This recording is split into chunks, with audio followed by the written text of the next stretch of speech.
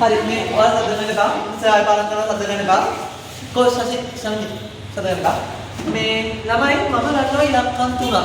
මම ගන්නවා මෙතනින් 5 ගන්නවා, මෙතනින් 8 ගන්නවා, මෙතනින් 13 ගන්නවා. ශනුදිගෙන් මම අහනවා ශනුදි මේ 5 කියන්නේ මොනවද ශනුදි? නම මේ 8ක් තියෙනවා 8ක් කියන්නේ මොනවද නම? අපි දන්නේ නෑ 13ක් තියෙනවා මේ කවුද අපේ කැමරාමන් 13ක් තියෙනවා 13ක් කියන්නේ මොනවද? අපිට කියන්න පුළුවන්ද මේ කජු ඇටද පොස් ඇටද මොනවද කියලා අපිට කියන්න පුළුවන්ද? හා? ඔව් අඹ ගෙඩිද පොල් ගෙඩිද අපිට කියන්න පුළුවන්ද මේ මොනවද කියලා? කියන්න බෑ. මම දැන් මෙහෙම කරනවා සර් වකුවක් ගහලා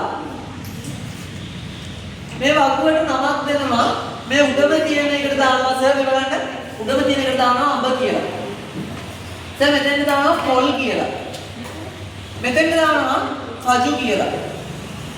දැන් මම අහනවා කවුද අපේ කැමරාමන්ගේ කැමරාමන් දැන් මෙතන පහක් කියන්නේ මොනවා පහක්ද? අඹ ගෙඩි පහ. 8ක් කියලා තියෙනවා මේ චේතනා මොනවා 8ක්ද? පොල් ගෙඩි 8ක්. 13ක් කියලා තියෙනවා මේ ශෂීන් මොනවා 13ක්ද? කජු 13ක්. මොකක්ද උනේ?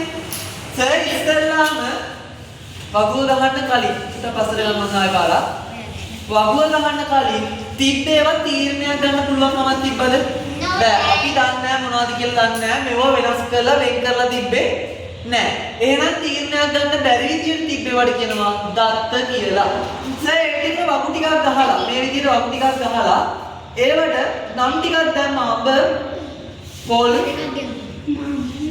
කජු කියලා. දැන් ඔන්න මොකද කරේ?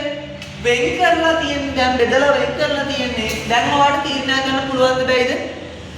පුළුවන්. තීරණයක් ගන්න පුළුවන් විදිහට වෙනස් කරපු දත්තවලට දැන් කියනවා අපි තොරතුරු කියලා. මොනවාද? තොරතුරු.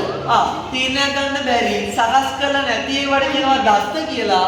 ඒ දත්තම තීරණයක් ගන්න පුළුවන් විදිහට සකස් කරලා බෙදලා වෙන් කරාම අපි ඒවට කියනවා තොරතුරු කියලා. දත්ත හා තොරතුරු ඔන්නම අපි කෙටියෙන් රූප සමගින් පාඩම් කරේ. හරි?